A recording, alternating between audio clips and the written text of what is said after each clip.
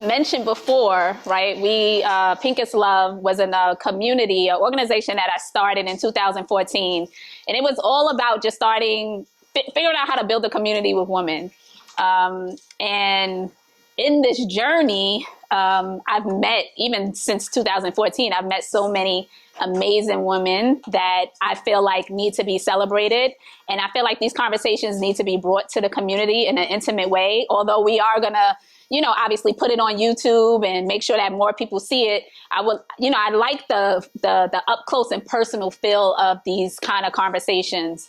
I always say, you might have heard me, if you've seen anything that I've done before, I always say that if it wasn't for me walking into the building of Rockefeller Records and getting that up close and personal feel and seeing women that look like me, I don't know that I ever would have believed that I could be here in this position today. So it's important for us to just always kind of like share our story, share our journey, and help the other person, help our sisters, help our circle, help somebody that we may not know. It's just important to like build that, build our community up, because it's room for all of us. And I really mean that. That's not a meme. That is room for all of us.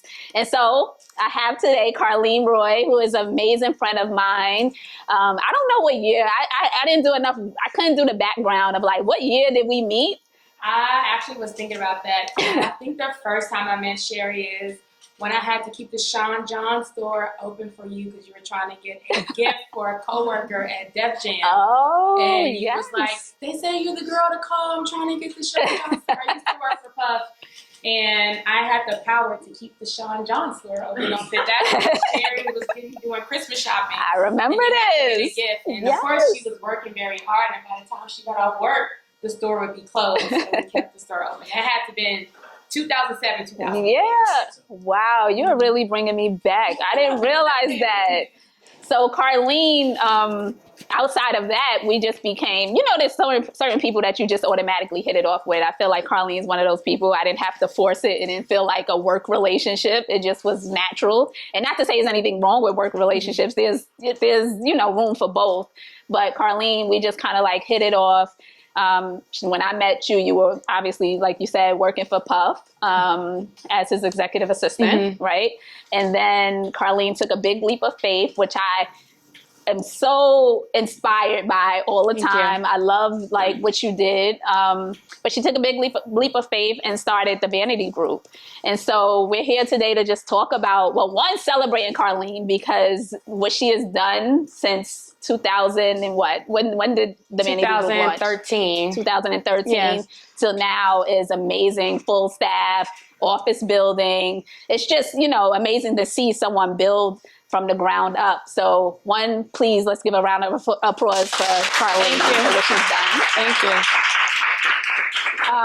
So I want to talk about like the beginning, right? What does the beginning of Karleen's journey look like? Where did you start and what led you to where you are right now? Absolutely. I want to say front row, if I have a JT moment at the Billboard Awards, when I saw with that camera, I said, oh Lord. So if I have a JT moment, just give me a little signal so I know. What did the beginning of my journey look like? The beginning of my journey looked like excitement.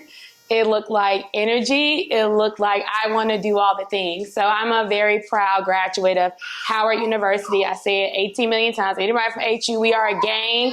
We are not humble. We say a million times that we are Howard graduates, but I graduated from college.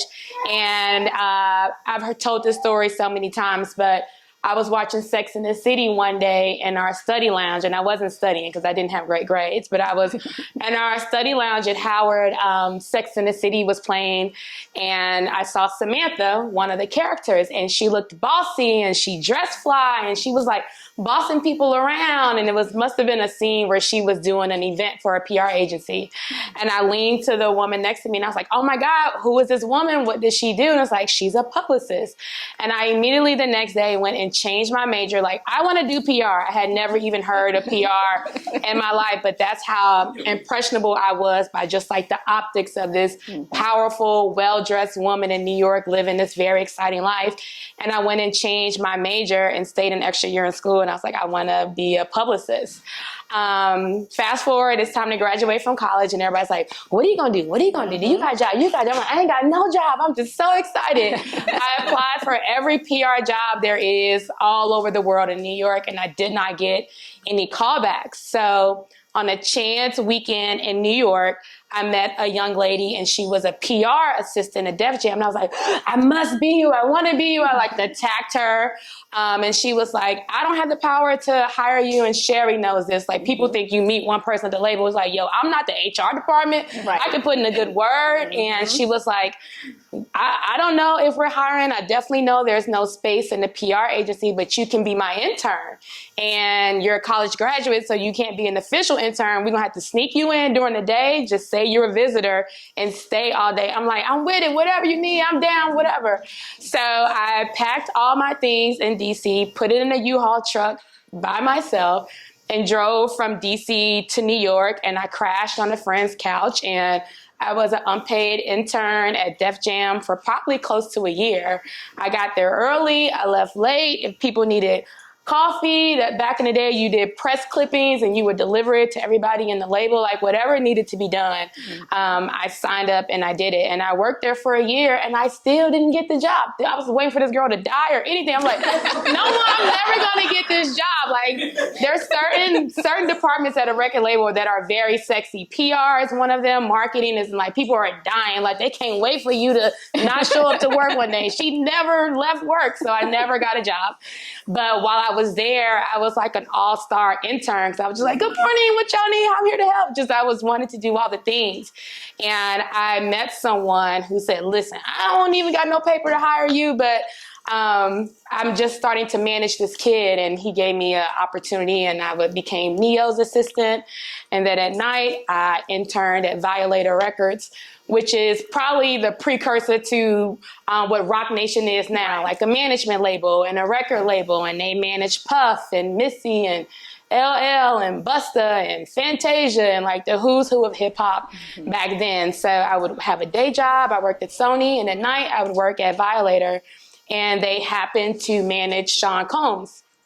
And I went in and I was like, please, please, please, this is my dream job. And because of my relationships there is how I got to Puff. But what remains consistent in my journey and my initial answer to Shari's question, it was just, I was so excited. And I just wanted every opportunity. So in between, like, my day job of working with Neo and my night job of volunteering at Violator, I still did all the things. If it was Fashion Week and they needed someone to work the backstage at a door at a terrible designer's fashion show, I'm like, please, I would love this opportunity. Like, whatever anyone needed help, I wanted to do it.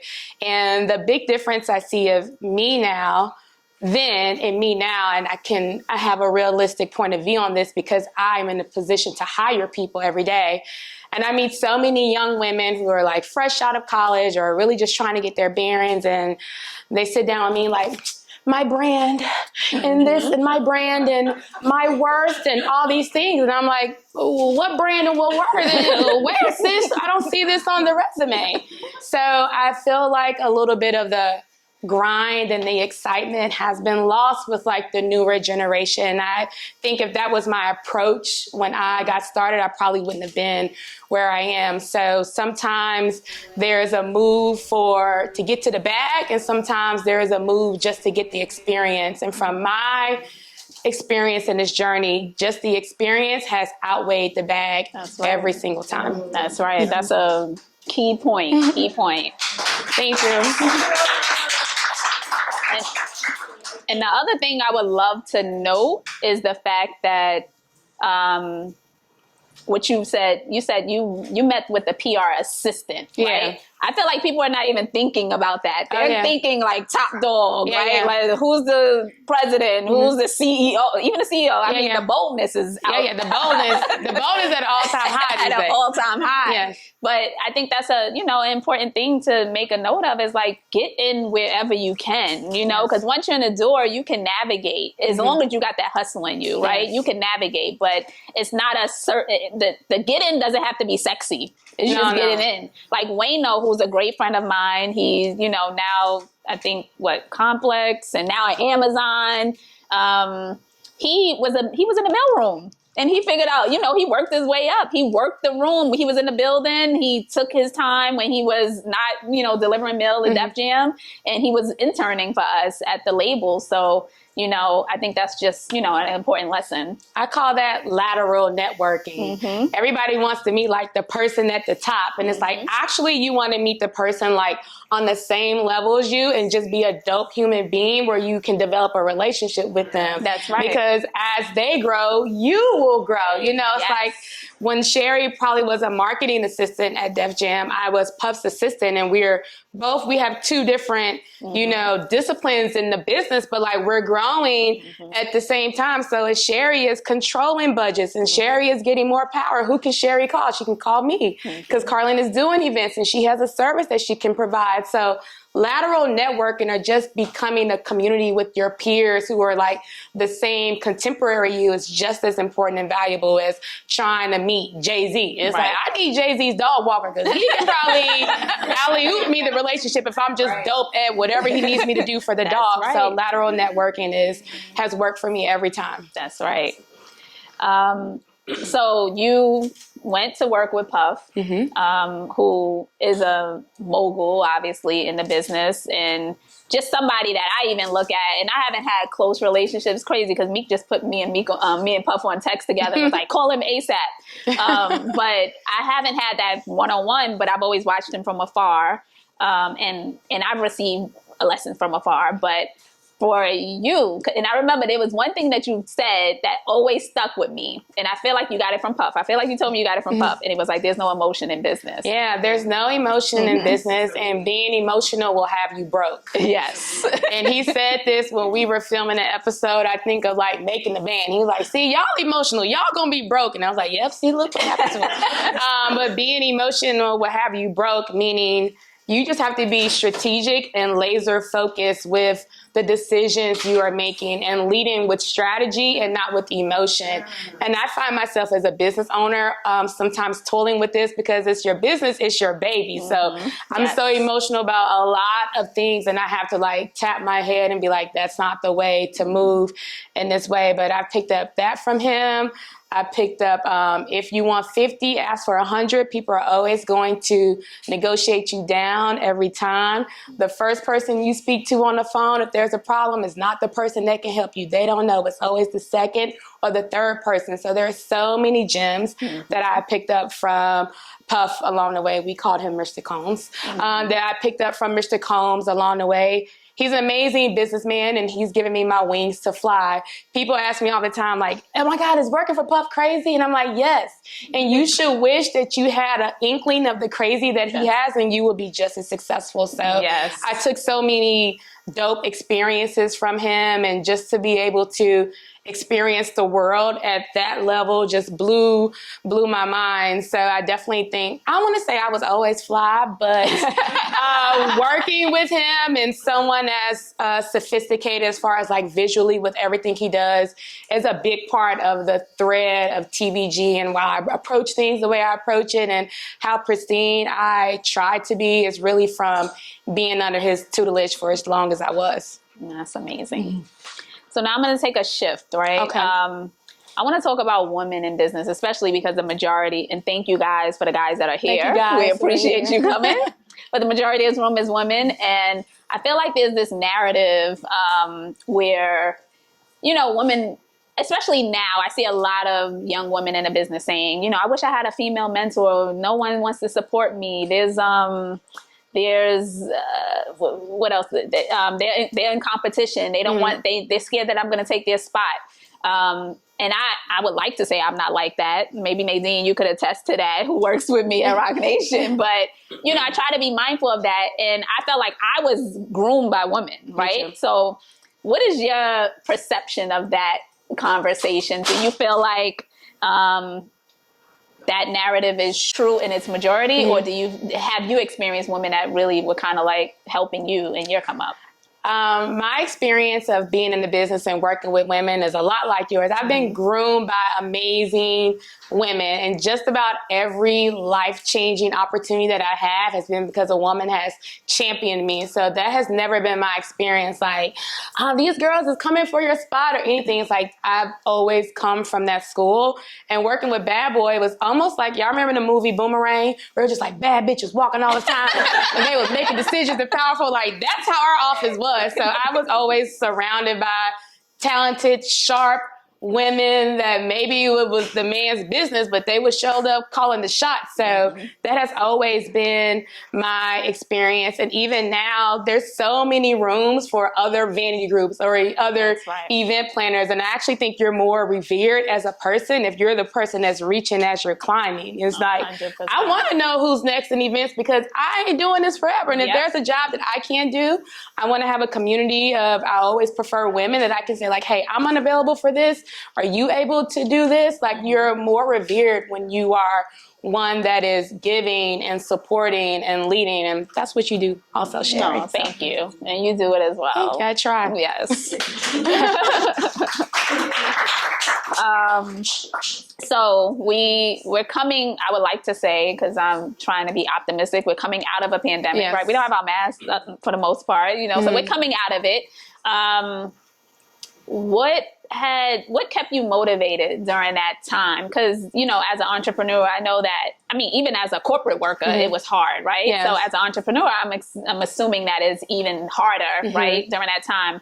What do you feel like is your why? What kept you going? Because the Vanity Group is still here today and it's still going strong. And we were just talking grace of God, y'all. Yes. Straight up grace of God. You just had 6 events. Yes, right? literally. Over this the weekend. Over the weekend. Yeah, I'm here on fumes. You see me, but on the inside, I'm like, what kept me going? I have a staff and people who have to get paid every 2 weeks. So the Vanity Group is bigger than Karleen Roy right now. So what kept me going is there's people whose livelihoods are dependent on me. And that is a lot of pressure, like this person's rent, this person's health care, how this person is getting their groceries is dependent on me. And not to say that we are not a team, but like the reality is that Carlene Roy is the person who's keeping the ship going.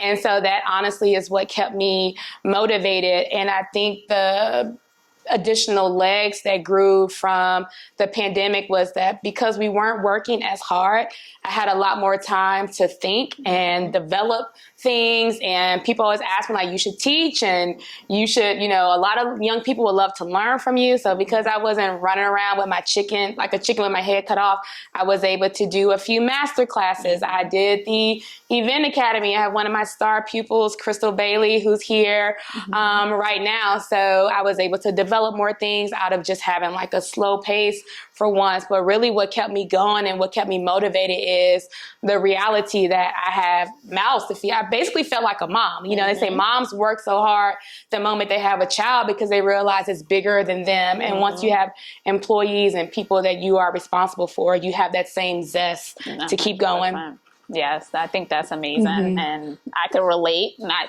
on the entrepreneurial side, but on the just having a team of people, right? You just have to keep going. It's not easy, but I think it's rewarding. No, absolutely. Yeah. I love it. Yes. As much as I complain, I be complaining all the time. I secretly love it. So now I feel like for me during the pandemic, I had a lot of time to reflect and just reset, right? And think about what's important and, do I go back into 2021 working the same way? And thinking about my health, all of it, balance. How important is self-care to you with running a business, having to take care of people? Like, where do you prioritize self-care, or do you? I do. And not to be a meme like Shari just said, but like you can't pour from an empty cup. That's right. And I realized that at such a clear level during the pandemic, self-care is everything to me. I say I want to live my life like a rich white woman. Like they don't be having no care in the world. They just be flowing and glowing. I'm like, this is the type of life I aspire to live. I call it soft black woman. Like I'm on soft black woman vibes. But during the pandemic, I had a thought and I was like, I have to get away. I documented this on Instagram, but I took a 2-month sabbatical. I literally Googled where can I go? God said Santa Fe, New Mexico. I had to Google where New Mexico I didn't even know where it was at. Found a house like in the countryside. It was so amazing. It was so beautiful. And that completely shifted my outlook on life. Since I was 22, I've been sleeping with a BlackBerry or a phone next to my head, like, who died? What's going on? Christian's about to build it. What you need? What you need? And it was like, that has been my life, even as a business owner. And I realized that I have been subscribing to this can't stop, won't stop mentality. And it's like, I'm actually going to unsubscribe from that. That's right. I'm trying to be a soft Black woman. I don't want to do this no more. So it was the perfect reset. And for the first time, I would say in almost 2 decades of working, that I put Carlene first. And it has definitely just shifted my life in so many ways. I no longer just want to be stressful. When you're a business owner or an executive, you have to do a lot of things and make a lot of decisions all the time. And a big part of being in business is doing things that sometimes you not necessarily want to do. So even with those nuances in mind, Carlene can still be cared for and all those things. So I would say whatever you need to do to reset is important. Yes. Whatever boundaries you need to make are super important. Yes. I tell people no all the time now. Like, nah, I actually can't. That's right. I actually can't. I actually don't want to. Like, don't call me, please. So I used to be afraid to like miss jobs. Like, Shari called me to do something. I can't do it. Oh God, she's never going to call me again. It's just like, I can't say yes to everything. I don't have the bandwidth. I don't have the machine to do it. So, and I also think that comes from growth. It's just like being an adult. Like, what's for me is for me. Like, if I don't get this job, maybe the next one will come. So I don't think self-care was something that we ever prioritized before, but I would tell all you young ladies to definitely carve out time and whatever that is for you. My new thing is do not disturb. I didn't even know that was a thing on your phone, but I put do not disturb on from 11 to 9 a.m. in the morning. I'm like, whoever died or whoever in the burning building is going to have to wait to 9 a.m. Like, and that's just what it is, because you'll never turn off. Everybody needs a factory reset. When you fly private, the pilot can't fly all night long. It's called crew rest, and it is mandatory. And no matter where you got to go in the world, if it creeps over to their crew rest, the pilot will shut it down because he's not at his best if he's exhausted. And I thought about that one day, like I need to be applying that to my own self. If the pilot who has all of our lives in their hands has to stop and take a break, you have your mother, you have your daughter, you have your coworkers, like you have to press reset and do a rest as well. So that's definitely something that I've taken to heart. Yes. I had to get off of the sleep when you're dead mentality. I felt like it was a trend for our world.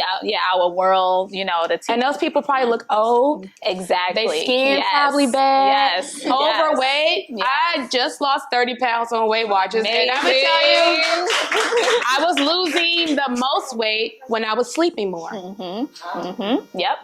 At Weight Watchers, they say when you snooze, you actually do lose. I heard about that, so just like sleep when you die, it's like, that's why you're looking old. That's why your skin is extra terrible, girl. I don't want to subscribe to that. I want to get some rest, okay? Yes. Soft Black woman vibes. That's what right. We on. It's so important. And I think it's such an important topic that we have to stress, because you, like you said, you think about where you at now, right? And you're like, okay, I'll sleep when I'm dead. But then when 20 years later, you know, you're not loving who you are. You're burned out. You think you don't want to do it anymore because you've allowed yourself to burn out. And so it's important to recharge. I stress my team all the time, like, go away. I'll be the person that you can send all the emails to. I'll take that load, because I think it's important for you to, you know, just be able to take care of your mental health first. You come first before any artist, before your boss, before anything, you know? So I think that's super important. Absolutely. So we touched on this a little bit, but I always like to talk about sisterhood, because I know that for me, you know, without my group of friends that I have, I feel like I wouldn't, I really want to be the person I am today. You know, I have people to turn to. I have people that aren't in a business that I can, you know, hear perspective from. And so what does sisterhood mean to you? And, you know, how important is it? Do you have your group of girlfriends that you like to reset with as well? Like, what does that mean? Absolutely. I have a amazing group of friends, and unpopular opinion, I don't want to go on vacation with them, right? I'm not with the girls trip vibe. I'm like, I don't want this. Too many opinions. I want to do hair. I want to turn up. I'm on Hennessy. I want to sleep. It's too much going on. So as much as I love my girlfriends, I don't want to go on vacation with them. That was in my younger days. But I have an amazing group of friends, and I have an amazing group of family. And I think my factory setting as a human being is cheerleader and love and excellence and warmth. And I think that's important to have in your life. Like work life, I feel like it's a rat race. Yes. And if you're not doing something exciting out of that, then it's like, what are you doing? I always ask people when I'm interviewing them, like, what do you like to do outside of work? People are like, I just like to work. And I'm like, okay, you're not the candidate for me. Like, you need an outlet. Like, you're no benefit to me if you're like a workaholic all the time. Like, I want someone that's like, oh, I make ribbons in my free time, or I write music, or I help here. Like, there has to be a different point of view from everybody. I say, like, I'm never wanting to work with like-minded people. You need a symphony. When you go to a symphony, you have the harps, the violins, the bass, and it's all these people that come together, which makes good music. Yes. And I think that's the same for your girlfriends. All your girlfriends can't be what you are doing. Like, who's your girlfriend that works in tech? Who's your girlfriend who's the amazing bomb-ass assistant? Who's your girlfriend who's the bomb video person? Like, these are all different perspectives, I think, that just makes you a more full person. Yes, love that. So you just touched on something, and it kind of leads me to my next question, which is, because you own a company, because you are, you run it, you have a staff, what are the tools that you look for in someone, right? To make you feel like they're hireable? Like, because I remember in another conversation we had when you were like, I need people that are solution-based. That was like your key thing, like, be solution-based. But what are some of those things that you characteristics, whatever, you know, that you look for in a employee? I'm going to say that all resumes are big cap. It's big cap. I might as well be reading invisible ink. I'm so desensitized. I don't believe anything. So my new approach at TVG is doing a trial period with people. And we did this at Bad Boy. Nobody came to work for Mr. Combs' direct office, like his personal life, the assistants, the video, the barber, unless you did a trial period with him. Because he said, you could have come from Harvard University, but if you don't have the stamina and you are culturally a good fit, then like, you're no good for me here. And I've experienced that as a business owner. It's like, events is so unique. It's not rocket science, but it's unique. Working in this celebrity world is unique because you don't know who is just, I call them flame chasers, people who just want to be down with what's high. Like, you never know people's angle. And I think one run at the pony show, you can see in 2 seconds, like, if this person is the real deal or not. So one, I try to go through a trial period with people because I've been scammed way too many times. I too am a victim of scamming. So I've been scammed far too many times. But two, I'm realizing that a cultural fit is just as important as if you have the tactical skills. And by cultural fit, I mean, if I text you like some wild idea of what I want to do, I'm expecting you to text your boss back. Yes. I sign the checks every 2 weeks. I think someone to respond back to me. Like, that's a cultural thing. Like, how fluid are you with like communicating with me? Like, if I text you in the middle of the night, which I try not to do, but I get my most ideas at night, like, what I think should be dope is we should have a monkey fall out the sky. This shit gonna be a movie. I want somebody to be like, yes, that shit crazy. Tomorrow I'm on it. Like, I want someone to like have that same energy with me. So I'm realizing like the people that's like, downtown DeWanda, like, she is not the girl for me. So energy, I'm always looking for. Cultural fit, like, okay, cool, you have some events experience, but like, I can teach that. I can teach the sauce. So I'm realizing that cultural fit and energy is priceless experience. I would have to agree. I always say, like, the resume is cool just to see that you've worked before, right? You ain't been in jail. Right. Okay, you went to college. This is great. Right. But even for us at Rock Nation, I always say that, you got to have a hustler's mentality because we're a small group of people that are doing a lot with, an independent label comparable to majors. Right. So you really although you're coming in for a job, you're really going to do a million different things Yeah. when you're there, right? And so it's more about just, people that's willing to roll up their sleeves and get their hands dirty. So, Absolutely. yes, I agree. So another thing, right? Because I feel like as women, we are more emotional. We deal with things in a more emotional way. And as a woman boss, you have to figure out how to balance that out, right? Like for me, I started at 16 years old. So through all the headaches. So what you was doing? You was going to school and then what? I graduated. Yeah. I graduated high school at 16. Oh, wow. So I actually started Rockefeller at 15. So, and I graduated in the middle, I was going to Rockefeller. I basically was going to school, getting on the train, going to Rockefeller. And then college, I went back and forth. Okay. So John Jay was on 59th and Rockefeller was on 50th. And I would just go back and forth in between classes. Did you ever have another job? Never. I was just talking to my sister about this the other day. I was like, because they were like, yeah, we worked at Starbucks. I was like, wow, I never worked anywhere else. Right. But I will say all this. The jobs that normal teenagers have, right? I worked at the Gap. I didn't have any of those, but I will say this.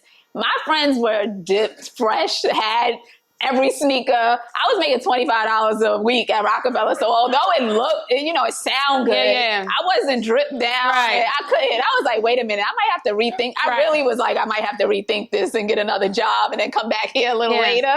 But you look pretty drippy now. The watch is blinding me. Well, I thank you.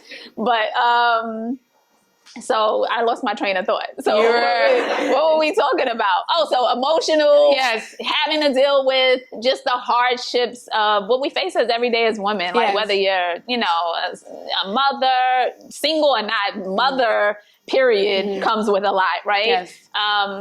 And us feeling, having to balance that, right? I always say obviously, because I started so young, I experienced a lot in my journey, in my career journey, just on a personal side. I lost my brother, I lost my dad, I lost my grandfather. And you have to still kind of get up and show up. You can't really, you turn it off for a little bit, but you don't have a month, a year to turn off.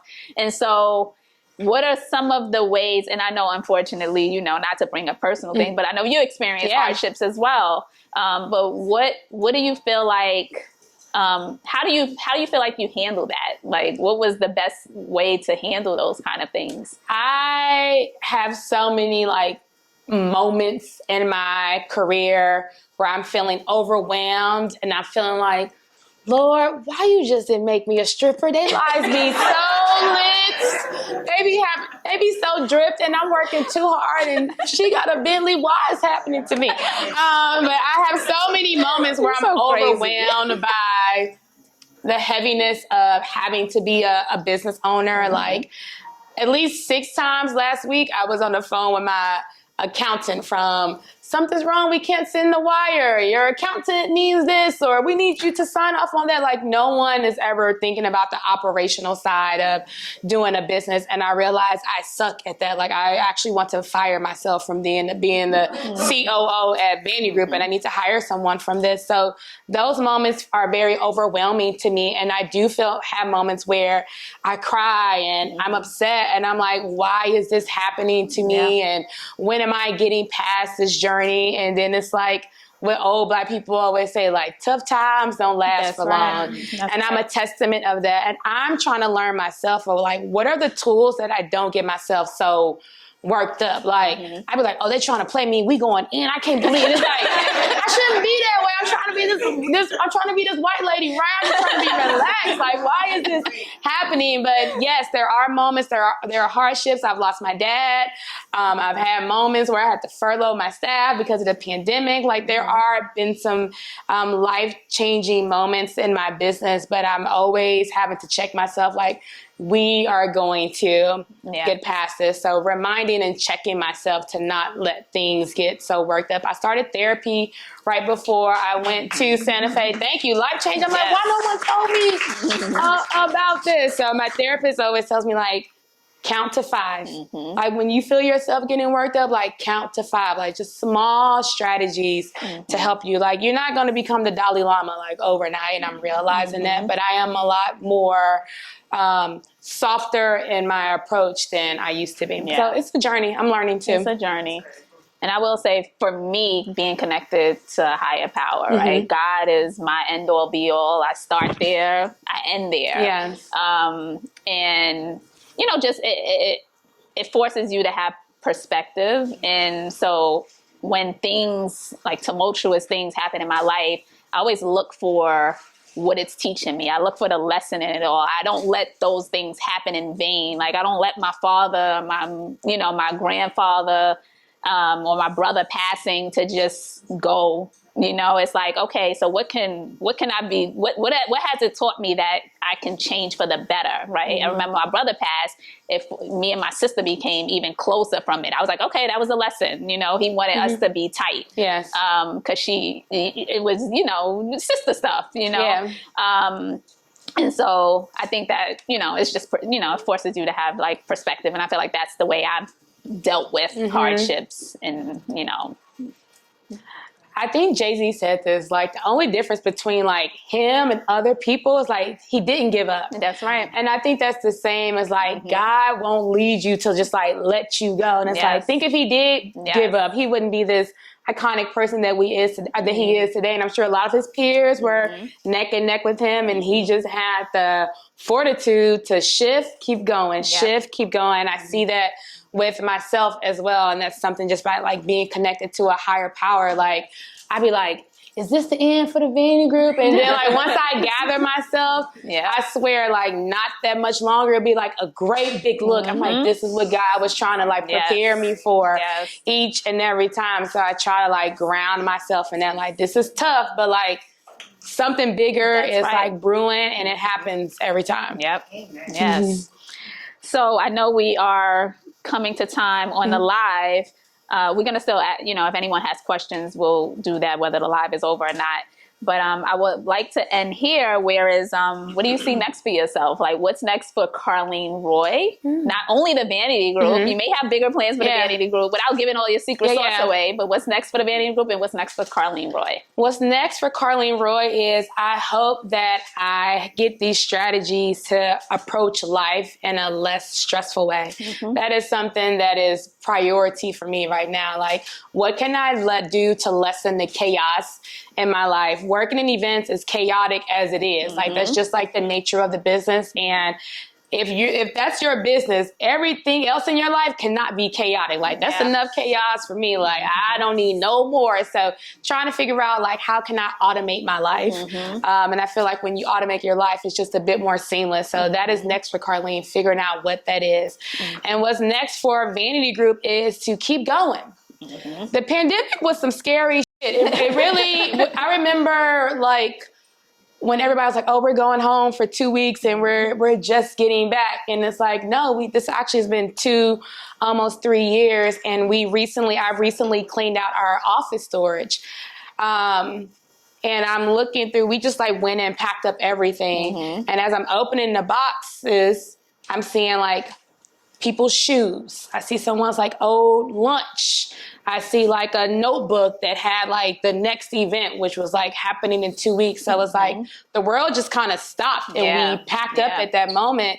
And I was about to feel sad, like, wow, so much has happened. We were on the brink of so much. But the reality is, Carlene, you actually should pat yourself on the back because you got through this shit and you're even way more popping and your business is still thriving. So it ain't so bad. So I'm actually just proud that we have been able to sustain this and that the business is a bit more robust. Like, I think it was like Obama's chief of staff says, never let a tragedy go to waste. Like, what did you learn from this? How were you stronger? How were you better? So if anything, I'm just looking forward to the next chapter of TVG where we're even more sustainable and even more doper. That's my plan. That's amazing. Thank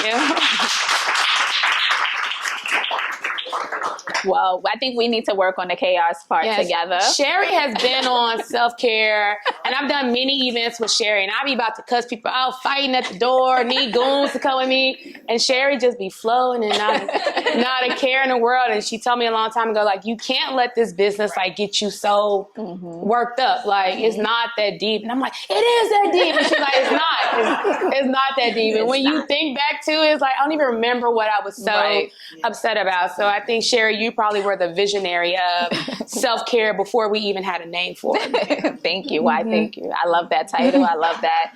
I came in I'll take that all day. I came in Shari's office one day. She was in there with the lights off, a candle going. I said, what in the hell is going on? She was just like, working so peacefully. And I've actually have stolen that. Like when I feel myself getting work out, I like turn the lights down and I light a candle. I'm like, I'm on my Shari vibes right now. Look. You could ask my best friend. I don't play about my Sundays. I'm like, I don't want to do anything. I mean, I'm doing this because this is important, right? This is for the community, but I'm all about the self-care. I'm not driving myself crazy. I'm not catching a heart attack. I'm not going to look old, all of that's important. But thank you, Karleen. Thank you. It's been great, amazing. Yes, so amazing. Thank you. I want to take some questions. If anybody has, and you're not forced to ask any, but if you have any questions, please. Yes. Oh, and Shari didn't even say that this is her sister salon. This is my sister salon. Don't know. Yes. I contacted Shari and I was like, my edges, oh my God, my hair is falling out, all these things. And she was like, you should go to my sister's salon. She has a stylist here that has, you call them growing hands. Yes. So I've been coming here now like the last 6 or so months. So I'm like in the second stage and I've been coming here now like every 2 weeks. Yeah. Look at Shari's hair and mine, man. Oh, it doesn't know wispy. Up, so I'm like, but yes. So yeah, so this is my hair salon too. So yes. So 360 long. So yes, questions. All right, I have a question. Yes. Hi, Danny. Hi, Danny. My question, so I'm trying to support with this more. I work in relationships with a business called Combo, which deals with dating and relationships. And the reason I want to ask this is because I heard you guys talk about the balance, for women and everything you go through, and then the balance for your personal life and your work life. But what I have been trying to tackle for a long time is, especially with us Black women and being so successful at high and fast rates, is the balance of our work lives and relationship life, our love lives. And what I get a lot is, I have a lot of successful friends. I meet a lot of successful Black women, and being in a position where you feel like you have to choose sometimes. Like you want to get to this level, and it's like, do I wait? Do I keep putting it off? Do I do both? You want to be very strategic about the partner you choose because they could possibly hold you back. So like my question is like, how do you both of you deal with that balance of love life and being successful? How do I'm in a relationship and it's feeling like a job, but not like in a bad way, realizing that you have to carve out time to be present in a relationship. And it's like, I don't want to be at dinner with him on his phone, and I shouldn't be either. Like, I should be able to put my phone down, and that can wait. I don't want to work all night till like 9 o'clock on my computer. I can close my computer at 4 and go to dinner with my man and be present and not be like distracted by the world. So I do think that if you want a partner and you are a businesswoman, it's a strategic decision that you have to make because you want to be present. I don't want to be one of those girls where my dude is right here and I'm on my phone on Instagram the whole time, like not paying attention to him, because I wouldn't want to be treated in that way. So that's one thing I'm learning, to be more present as a partner. Well, thank you, everyone. Thank you, Shari, for organizing. You are amazing, and I'm so happy that you're allowing us, Pink is Love, to celebrate you today. I receive it. That's right. Receive your flowers. Give yourself your flowers. Thank you, everyone, for coming out. We really appreciate y'all. Thank you.